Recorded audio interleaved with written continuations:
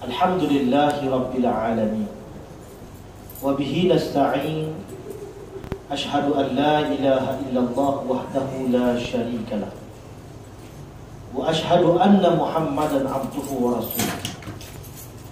Wa nusalli wa nusallimu ala hadha an-nabiyil karim Sayyidil mursalin Imamil muttaqin wa ala alihi wa ashabihi wa man tabi'ahum bi ihsanin ila yaumiddin.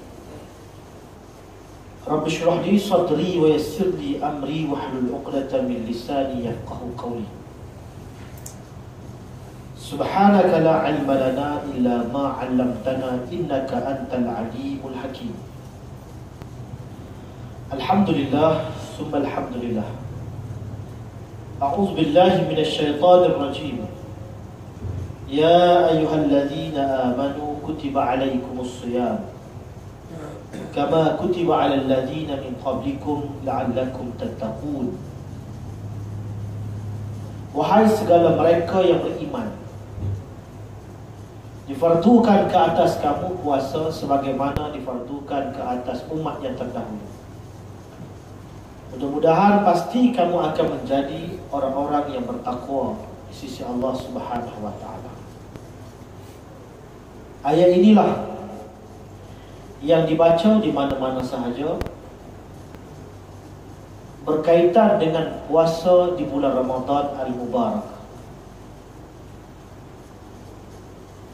di mana kita berada di bulan Ramadan ini diibaratkan seperti kita masuk ke dalam sekolah ataupun universiti. Dan di dalam universiti ini ataupun sekolah ada peraturan-peraturan yang mesti kita ikut, silibus yang mesti kita ikut, semuanya daripada Allah Subhanahu wa taala. Kalau kita masuk sekolah, ada silibus yang dibuat dan dicipta oleh manusia, kita ikut. Takkan yang Allah cipta kita tidak ikut? Di mana keadilan kita? Tuan-tuan muslimin dan muslimat yang dikasihi sekalian, ayat yang saya bacakan tadi seruan Allah Subhanahu wa taala kepada orang-orang yang beriman. Kerana Allah tahu orang yang tidak beriman, dia tak boleh sahut seruan ini. Dia tak boleh sahut seruan untuk berpuasa, untuk menghayati puasa ini. Maka oleh kerana itu seruan kepada orang yang beriman supaya berpuasa di bulan Ramadan Al-Mubarak. Dan natijahnya ialah takwa. Kita masuk dalam sekolah Ramadan ini, kita akan mendapat segulung ijazah yang bernama takwa. Kalau kita masuk universiti, ada ditawarkan kepada kita ijazah sarjana muda, ijazah sarjana dan PhD. Kita ditawarkan yang itu.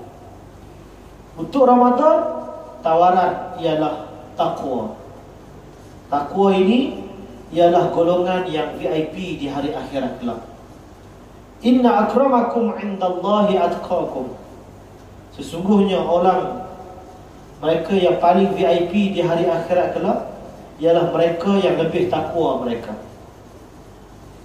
Kalau nak sebut baru-baru ini ada banjir di negeri Kelantan, berlaku banjir di negeri Kelantan, saya terdengar khutbah daripada Tok Khatib di satu masjid di Kelantan. Dia kata antara pengajarannya ialah, dia kata, tuan-tuan tengok, sidang Jumaat sekalian boleh tengok bagaimana di negeri Kelantan ataupun di Bani Urai pada hari ini begitu sesak jalannya. Dalam duk sesak, jam, lambat nak sampai ke destinasi, ada satu golongan manusia yang sampai cepat. Mereka ini naik helikopter ataupun mereka ini dieskort oleh anggota polis. Perjalanan mereka lancar. Dia kata inilah golongan VIP. Dia tak pernah terperangkap di dalam kesesakan lalu lintas. Di akhirat besok ada juga golongan VIP. iaitu mereka yang tidak terperangkap di dalam kesesakan pada mahsyar. Mereka begitu pantas melalui titian sirat al-mustaqim dan terus sampai ke syurga. Kalau di dunia, golongan ini dikenali sebagai menteri, dikenali sebagai golongan-golongan seperti raja-raja dan sebagainya. Di akhirat besok ialah satu je nama dia, iaitu orang-orang yang bertakwa di sisi Allah Subhanahu wa ta'ala. Tidak kira dia ni Melayu ataupun Cina, ataupun Arab, ataupun Mak Saleh, orang putih, asalkan lebih takwa dia, maka mereka ini perjalanan mereka lancar di hari akhirat kelak. Kemudian Tok Khatib itu juga dia kata, di mana ada mereka-mereka yang terselamat dengan banjir, TV mereka selamat, perkakas dalaman rumah mereka selamat, kerana mereka ini buat persiapan awal dalam menghadapi banjir. Di mana mereka lihat laporan ataupun ramalan cuaca bahawasanya akan berlaku banjir di sekitar di negeri Kelantan. Maka mereka ini buat persiapan awal, angkut barang dan sebagainya. Akhirnya berlaku banjir, barang-barang mereka selamat. Tok Khatib itu kata, mereka ini adalah golongan VIP di hari akhirat besok, ialah mereka yang selamat di akhirat kerana mereka buat persiapan awal. Persiapan awal ialah di dunia ini. Seperti kita mengimarahkan Ramadan, datang solat berjamaah, tak kira subuh, tak kira zuhur, datang ke surau, bertadarus, membaca Al-Quran, berpuasa di bulan Ramadan. Semua itu kita lakukan. Inilah yang disebut sebagai persiapan awal kita. Di mana takwa ini, kalau kita nak mudah faham lagi, ialah seseorang itu apabila dia berjalan di dalam hutan dengan penuh berhati-hati. Dia berjalan, walaupun dia bawa toslet, dia hati-hati. Tak ada toslet lagi lah, tak ada lampu suluh. Sebab apa?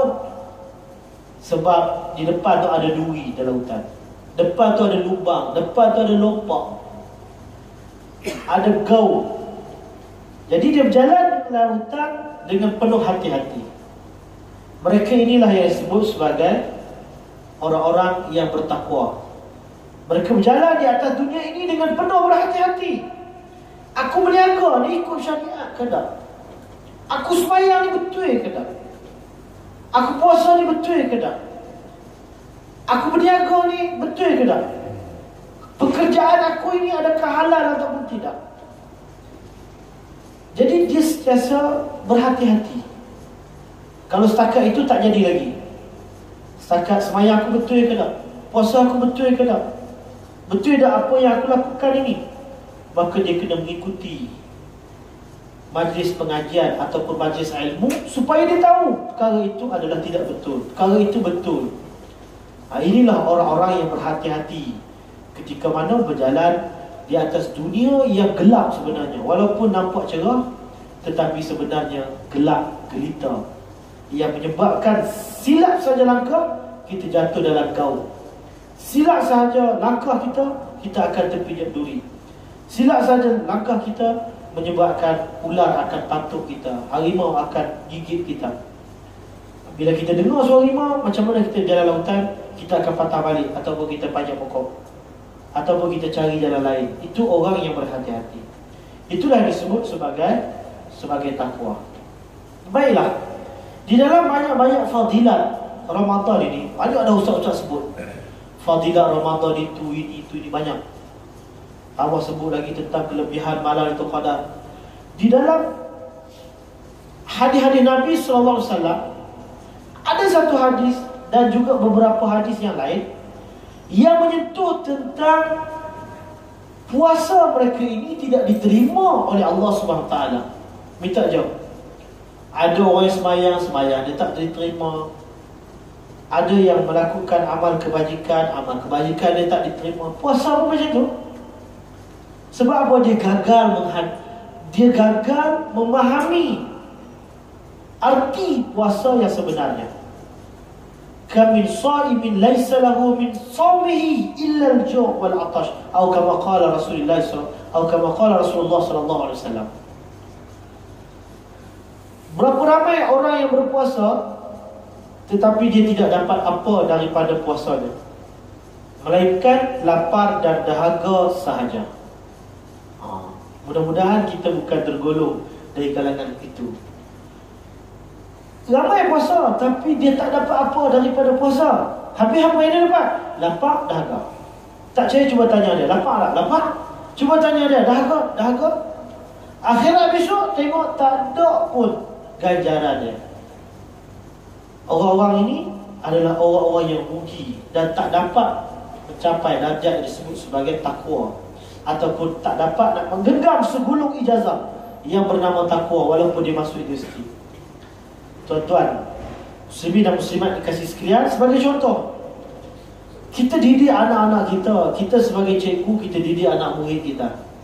Kadang-kadang kesilapan kita, kita hanya didik anak kita faham bahawa puasa tidak makan dan tidak minum, itu sahaja.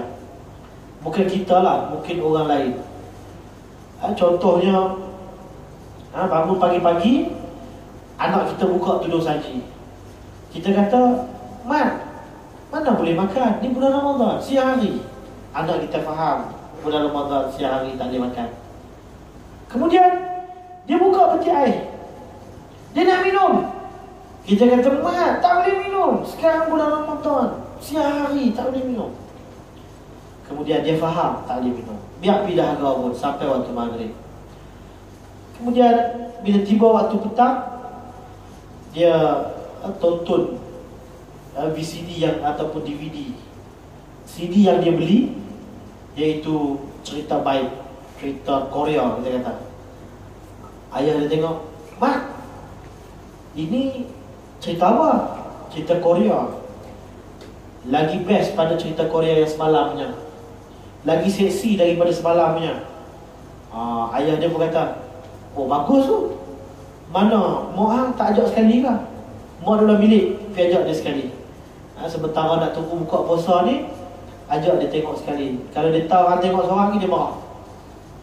Jadi anak dia faham bahawasanya mata tak kisah. Dalam bulan Ramadan ni nak tengok apa pun tak apa. Telinga nak dengar apa pun tak apa. Macam bulan lain juga. Kaki nak buat apa pun tak apa. Tangan nak buat maksiat apa pun tak apa. Akal fikiran tak ada masalah. Artinya puasa hanyalah tidak makan dan tidak minum. Macam orang, ada kawan kita tanya, "Nak pergi mana?" Dia kata nak pergi kelab malam, bawa bekal. Lepas tu apa saya bekal ni? Nanti nak berbuka di kelab malam, buka puasa. Lepas tu lepas buka puasa, apa yang kamu lakukan? Berjoget macam biasa. Kan, lepas dia buka puasa, dia berjoget macam biasa. Jadi dia faham bahawasanya dia puasa tu tak makan tak minum, kira okey lah. Kira dia mengibarahkan Ramadan. Lepas dia buka puasa, dia tak kisah tarawih ke tadarus, dia tak kisah. Asalkan siang hari dia tak makan dan tak minum. Jadi kita kena upgrade sikit pendidikan kepada anak-anak, kepada anak murid, bahawasanya puasa ini bukan sahaja tidak makan dan tidak minum, malahan ada lagi silibus yang diperkenalkan oleh Allah Subhanahu wa taala di dalam bulan Ramadan Al-Mubarak ini. Kalau tidak, Ramadan Al-Murtabak. Kalau tu ucap kan dia, "Mat, selamat menyambut Ramadan Al-Murtabak." Dia tulis banner kat situ, "Selamat menyambut Ramadan Al-Mubarak." Pergi buah dekat dia. Sebab apa? Dia tak minta pun majlis ilmu, tadarus, baca Quran, solat jemaah. Dia tak minta semua tu. Dia letak qadar ke, tak letak qadar ke, dia tak minta. Bangun malam, dia tak minta semua tu. Jadi orang-orang ini sebenarnya adalah orang-orang yang rugi, yang gagal mencapai ataupun menggenggam segulung ijazah yang bernama takwa itu sendiri. Baiklah, itu tentang sikit sebanyak tentang Ramadan yang kita dah tahu banyak pun sebenarnya. Sebelum Ramadan pun Ustaz dah sebut tentang Ramadan. Cuma saya sentuh sikit sebagai mukadimah. Yang keduanya ialah Jangan lupa ikrar kita. Yang tadi, jangan biarkan Ramadan ini berlalu begitu sahaja. Yang kedua, jangan lupa ikrar kita setiap masa. Dalam solat kita ada ikrar, iaitu dalam surah Al-Fatihah, Iyyaka na'budu wa iyyaka nasta'in. Ikrar kita depan Allah yang kita ulang dalam solat tarawih, kita ulang dalam solat fardu, kita ulang dalam bacaan tahlil, kita bacaan itu, bacaan ini, banyak kita memasukkan surah Al-Fatihah. Itu ikrar kita. Iyyaka na'budu wa iyyaka nasta'in. Akan kau sahajalah yang kami sembah, dan akan kau sahajalah yang kami mohon pertolongan. Artinya, kita berikrar nak mengabdikan diri kepada Allah, bukan sahaja dalam semayang, tapi luar semayang. Nak tengok luar semayang, nak tengok semayang dia jadi ataupun tidak, tengok luar semayang dia. Kalau di luar semayang dia tak baik, artinya tidak ada unsur mengabdikan diri kepada Allah, bermakna semayang dia tak apa jadi lagi. Inna salata tanha 'anil fahsya'i wal munkar. Sesungguhnya sembahyang ini boleh mencegah seseorang itu daripada melakukan kemungkaran, fahsya dan kemungkaran. Jadi sembahyang bukan sahaja digunakan sembahyang, tapi ikrar kita, dan juga sembahyang ini membentuk kita di luar daripada sembahyang itu sendiri. Apa maksud na'budu? Disebut dalam tafsir Ibn Katsir, iaitu buat apa yang disuruh, tinggal apa yang ditegah. Artinya kita ikrar nak buat apa yang disuruh, tinggal apa yang ditegah. Luar daripada sembahyang, sama ada di mana-mana tempat pun. Di padang bola ada unsur mengabdikan diri kepada Allah. Ingat tadi ikrar kita. Di pejabat, di ofis, ada unsur mengabdikan diri kepada Allah. Ingat tadi ikrar kita. Ketika mentah negeri, ada unsur mengabdikan diri kepada Allah. Ingat tadi ikrar kita dalam sembahyang. Ketika berniaga, ada unsur mengabdikan diri kepada Allah. Ketika di rumah pun ada unsur mengabdikan diri kepada Allah Subhanahu wa ta'ala. Itu baru betul dia benar-benar menghayati sembahyang dia itu. Yang mana sembahyang dia ni menghasilkan diri dia yang baik. Di luar daripada sembahyang, kita tengok macam mana keadaannya. Bukan yang di luar sembahyang tu masuklah sembahyang. Ni banyak dari kalangan kita, hak luar tu terbawa-bawa dalam sembahyang. Ni hak sembahyang kena bawa luar sepatutnya. Kalau setakat sikit-sikit tu tak apalah, nak elak susah. Sikit-sikit macam bini suruh beli gula. Sekali rumah, kita balik rumah kita beli gula sah, hanya hari cuti, anak-anak kita nak balik. Jadi gula dah habis. Pergi merata lupa. Lepas tu, mari semayang, angkat takbir semayang zuhur, baru teringat Allah, bini suruh beli gula pukul 8 tadi. Dalam semayang, teringat, lupa habis semua, teringat dalam semayang. Setakat sikit-sikit tu tak apa lagi. Sampai keseluruhan semayang tu, dan kadang-kadang dia semayang zuhur sampai 7 rakaat. Sebab apa? Sebab terlupa, dia teringat kawan tu, teringat kawan ni. Tambah budak-budak muda yang tak nikah lagi, dia main angau tu. Orang semayang tarawih 8 rakaat, dia semayang zuhur 8 rakaat. Ingatkan dia sengaja, dia terlupa. Dia was-was sampai tu 5 kena. Bukan 4 ke 5 kan. Dia terlupa, padahal dah masuk 8 pun. Itu hak di luar masuk dalam sembahyang. Kita nak yang sembahyang ini bawa keluar. Sebagaimana yang disebutkan tadi, ada unsur mengabdikan diri kepada Allah dalam setiap apa perkara pun, apa tempat pun. Sebagai contoh, kalau kita pergi beli buah, macam saya duduk di negara Arab dulu, kita pergi beli buah.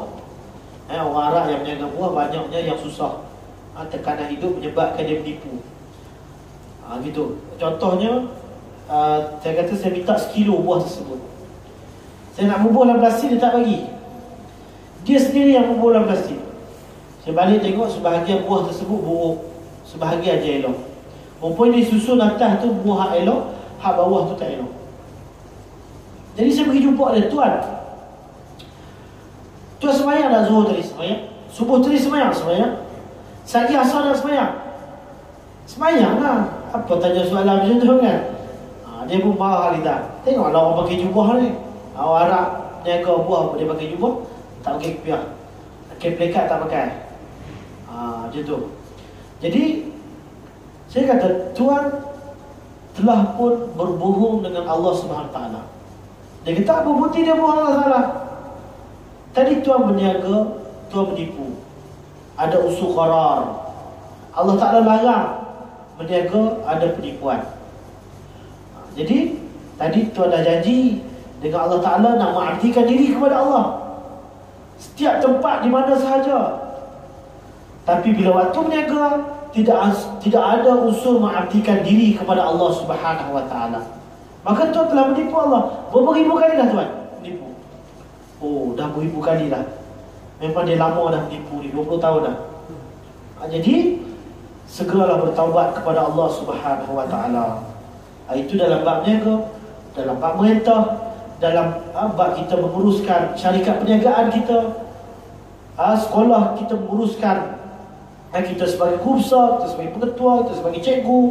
Itu kalau sekolah, syarikat-syarikat perniagaan, semuanya kena pastikan ada unsur mengabdikan diri kepada Allah. Tidak?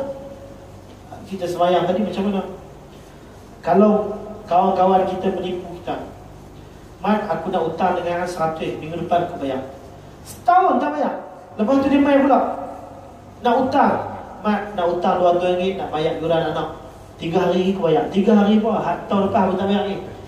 Baru sekali dia menipu, kita dah kurang kepercayaan kepada dia.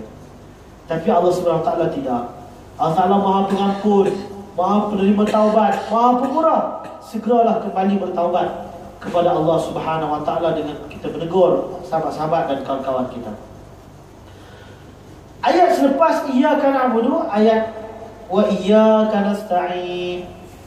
Kenapa ayat selepas iyyaka na'budu, ayat wa iyyaka nasta'in? Ulama sebut kerana kita tidak mampu tak mampu nak mengabdikan diri kepada Allah. Kita tak mampu nak puasa sebulan bulan Ramadan.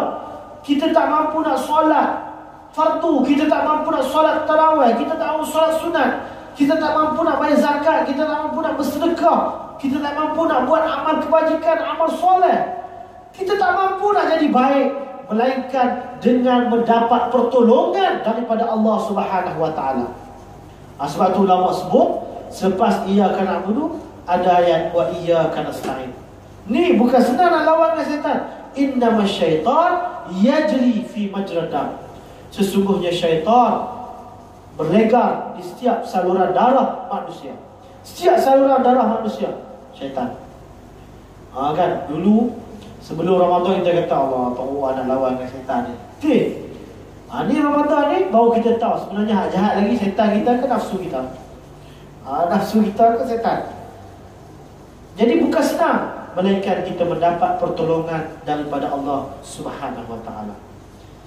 Ayat selepas itu kita sambung sikit, iaitu ayat ihdinas siratal mustaqim, iaitu doa yang cukup besar di sisi Allah Ta'ala. Allah Ta'ala masukkan dalam surah Al-Fatihah supaya kita ulang tiap hari. Kalau Allah tak masukkan itu, kita terlupa. Kita telah, Allah kata, doalah ikutlah doa Allah. Kita tak teringat langsung ihdinas siratal mustaqim supaya Allah campakkan hidayah kepada kita. Tak teringat. Kalau Allah kata ikut nak doa apa atas situ, kita akan lupa doa itu. Mungkin kita kata, ya Allah, kita cari doa lain. Luluslah cepat loan rumah ni. Berapa lama ni tak lulus. Ya Allah, aku nak beli kereta tak boleh beli gini. Aku nak tambah motor besar Superbike tak boleh beli gini. Mungkin nak tambah rezeki tapi melancong itu ini. Mungkin doa itu yang kita baca. Sedangkan doa yang besar sehingga dimuatkan dalam surah Al-Fatihah, iaitu ihdinas siratal mustaqim. Jadi doa ini dibaca dalam sembahyang. Sebelum doa ini dibaca, dimulakan dengan memuji Allah Subhanahu Wa Taala terlebih dahulu. Alhamdulillahirabbil alamin. Sebab itulah dalam hadis sebut doa yang paling afdal adalah doa yang dimulakan dengan puji Allah. Alhamdulillah. Sebab tu kita nak baca doa apa, kita baca Alhamdulillahirabbil alamin. Wassalatu wassalamu ala asyrafil anbiya'i wal mursalin. Kita baca alhamdulillah. Puji Allah baru kita minta. Puji baru minta. Puji baru minta. Itu rahsia susunan dalam surah Al-Fatihah itu sendiri. Ada satu tempat tu di mana Kawan kita pergi nak minta hutang dengan seorang toke. Toke ni kekut. Dia pergi rumah toke tu. Dia tengok toke tu tengah duduk siram pokok. Dia kata, Assalamualaikum, salam. Dia kata, cantik pokok bunga. Landscape kat rumah tuan ni memang cantik. Saya tak pernah tengok lagi yang mana susunan pokok bunga cantik secantik di rumah tuan ni. Lepas tu dia tengok cat pula. Allah pandai pilih cat, warna cat ni. Tak terfikir langsung macam mana punya cantik. Masuk dalam rumah pula, tengok set sofa, tengok susunan dalam rumah pun cantik. Dia puji. Kemudian kawan tu pun pergi baju teh. Dia rasa, teh ni tu buat sendiri. Tak pernah lagi rasa teh yang sedap ini. Kan? Lepas tu tuan, sebenarnya saya nak pinjam 400. Sebab apa? Nak bayar yuran anak. Lawak tak abang ni tadi, dah ambil 500. 500 dia dapat. Kemudian dia balik mesyuarat macam biasa, ahli kedai kopi. Dia bersembang dengan kawan dia. Ni macam mana hang boleh dapat pinjam 500? Kawan minta RM50 tak bagi, kedekut. Tiba 500 dapat. Dia kata dia belajar daripada surah Al-Fatihah. Iaitu mula dengan puji, lepas tu barulah minta. Itu dia. Ini dipraktikkan oleh setengah orang. Jadi tuan-tuan, muslimin dan muslimat yang dikasihi sekalian, kalau kita nak sentuh sikit tentang ihdinas siratal mustaqim ini, apa yang dimaksudkan hidayah ataupun jalan yang lurus yang diminta dalam surah itu, mungkin akan diterangkan oleh ustaz-ustaz yang lain pada masa akan datang. Cuma yang terakhirnya saya nak sebut yang ketiga. Sebagai muhasabah pada pagi ini, saya pun tak bawa kitab. Cuma bidang terkejut je. Orang suruh mari ganti, saya pun marilah. Kebetulan ada di sini. Yang ketiga, jangan kita leka dan lalai. Kenapa? Kerana kita sebenarnya sudah menghampiri dengan kematian, ataupun sudah menghampiri dengan maut, sakratul maut, dekatlah. Cuma kita tak tahu masa kita bila. Semalam berkamai lagi kita hantar SMS dekat kawan-kawan kita, dekat adik-adik kita, memaklumkan tentang kematian sahabat kita. Mungkin besok nama kita pula terpampang di SMS tersebut. Nama kita ditulis telah kembali ke rahmatullah. Waktu itu kita tak boleh buat apa dah. Tak boleh buat apa dah. Kemudian janganlah kita leka dan lalai, kerana yang terakhirnya kita juga kalau dipanjangkan umur, kita menghampiri ataupun kita akan sempat dengan suasana kiamat, suasana akhir zaman. Kalau kita dipanjangkan umur oleh Allah SWT, segala tanda-tanda kecil kiamat sudah pun berlaku. Di mana angin, segala tanda kiamat telah pun berlaku. Tanda-tanda kecil. Tunggu masa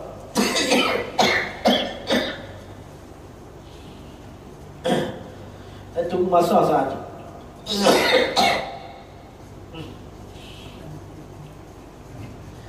Tak payah tak ayam tadi. Nak tak ayam pula.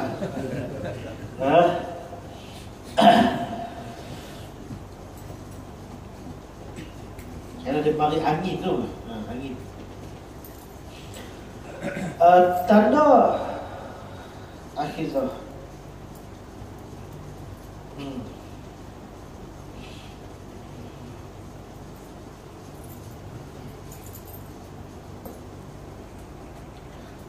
Baik. Watak akhir zaman yang akan muncul ini sebenarnya sudah ada. Sudah ada. Seperti Dajjal, Nabi Isa AS, seperti Ya'juj dan Ma'juj. Ya'juj dan Ma'juj, Rasulullah SAW sendiri pernah menyebut tentang bagaimana dinding Ya'juj dan Ma'juj pecah sedikit, kerana derhaka yang dilakukan oleh umat Arab pada masa itu. Dan sekarang ini ramai lagi yang derhaka kepada Allah. Sudah tentulah dinding Ya'juj dan Ma'juj itu lebih banyak pecahnya.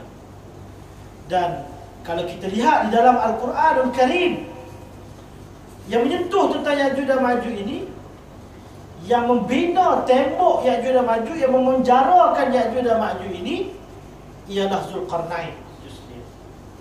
Cuma penjara dia kita tak tahu di mana. Penjara tak tahu, tak disebut. Kalau ada orang kata Sungai Buloh, tak betul. Ada orang kata penjara Kajang, tak betul.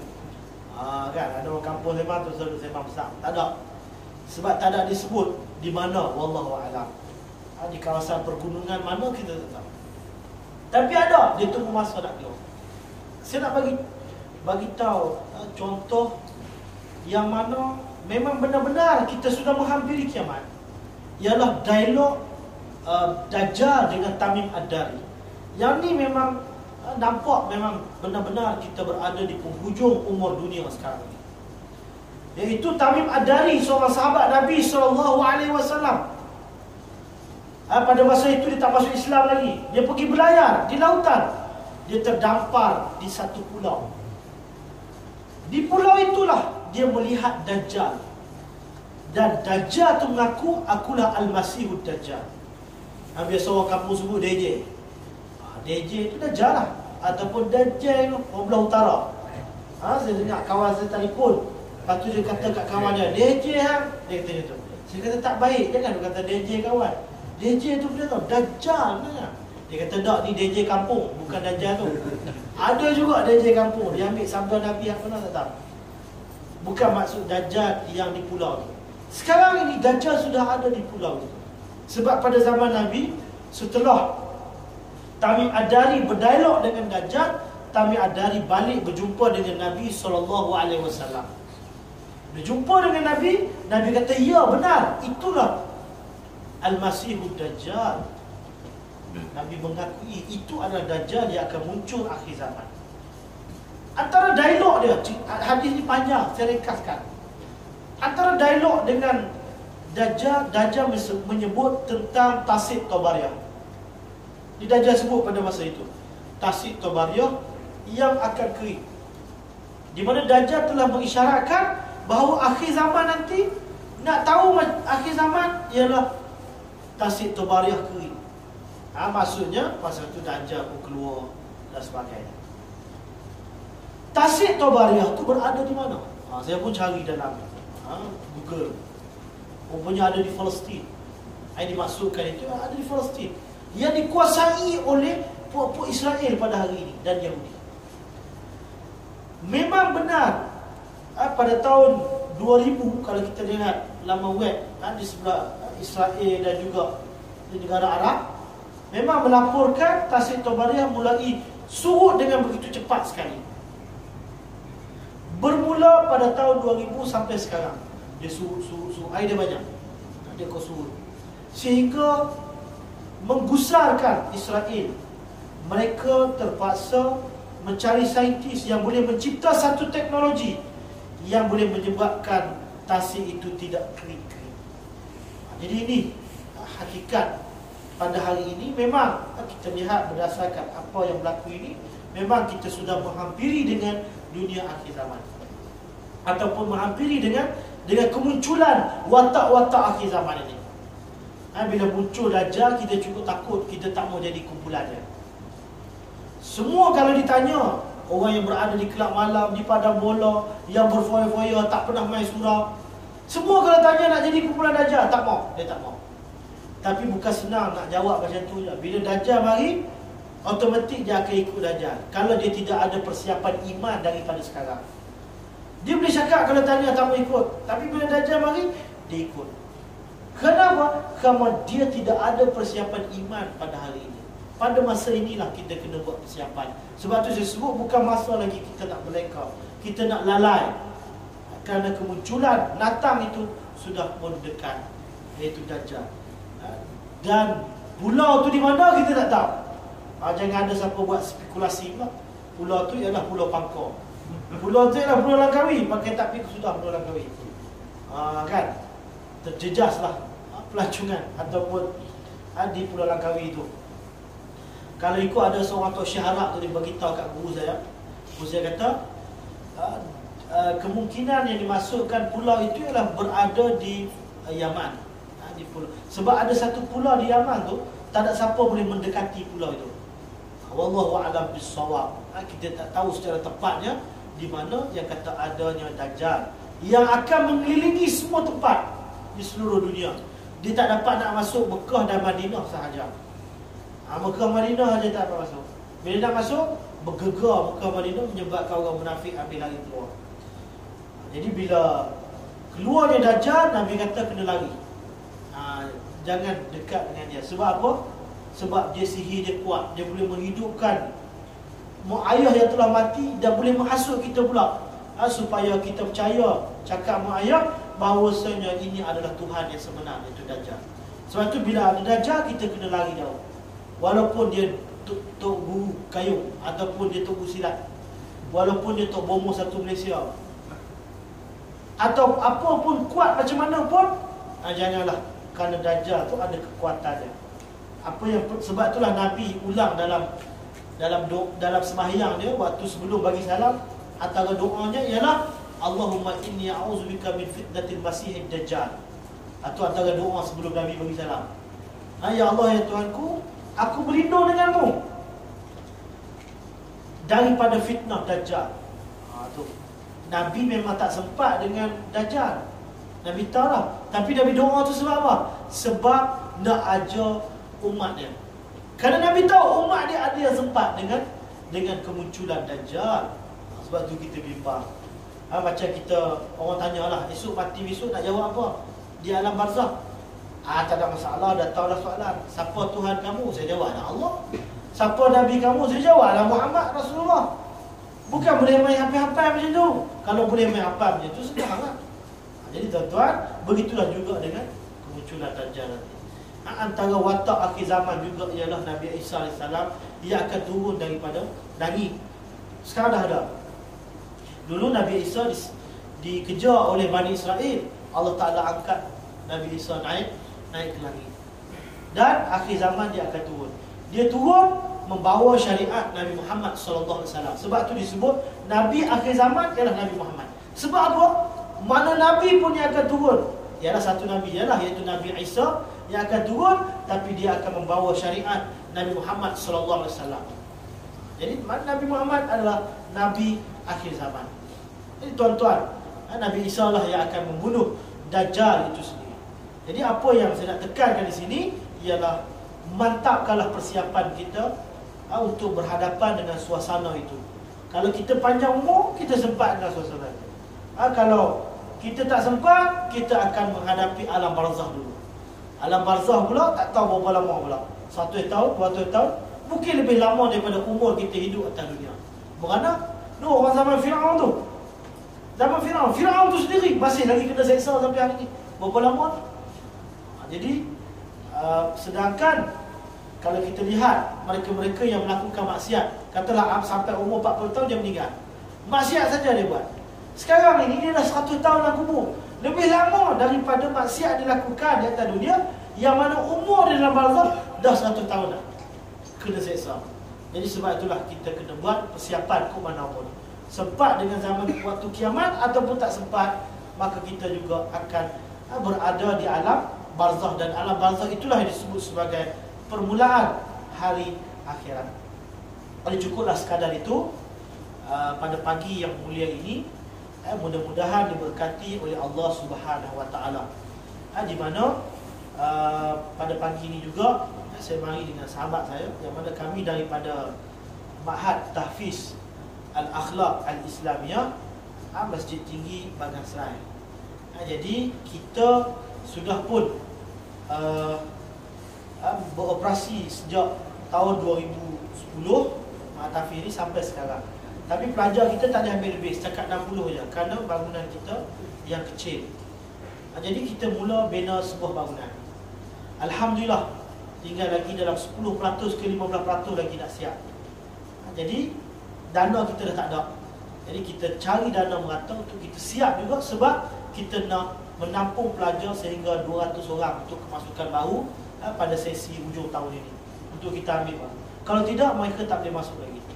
Jadi sebab itulah kita berjalan untuk cukupkan dana kita supaya kita dapat siapkan bangunan kita Mahat Hafiz. Mana sekurang-kurangnya kalau kita tak hafal Quran 30 juzuk pun, kita telah membantu mewujudkan institusi yang melahirkan mereka-mereka yang menghafal Al-Quran 30 juzuk. Sekarang ini mereka bertebaran di surau-surau yang menjadi imam di surau-surau dan juga masjid-masjid anak murid kita. Jadi Alhamdulillah, mudah-mudahan tuan dan perempuan dapat menyumbang dana kepada Mahat Hafiz kita. Dan kalau tak buat duit tak ada masalah, boleh ambil brosur yang disediakan oleh sahabat saya ataupun pamphlet yang mana di situ ada tertera akaun bank untuk Mahat Hafiz kita.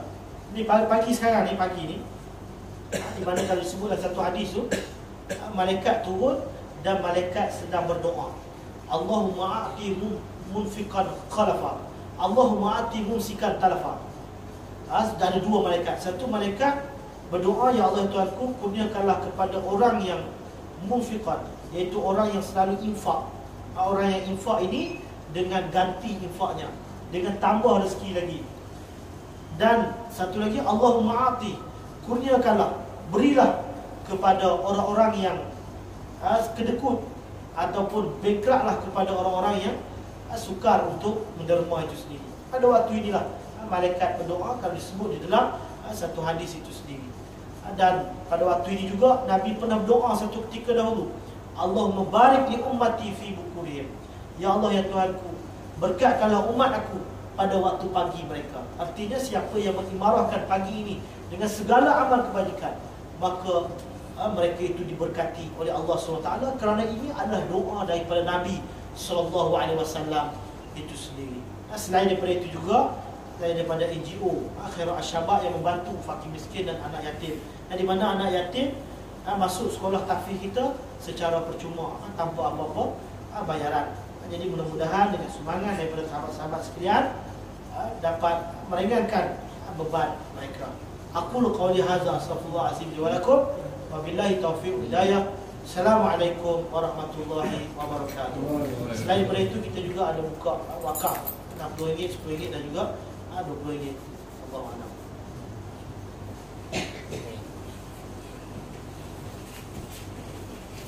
Brosur tak ada, ambil.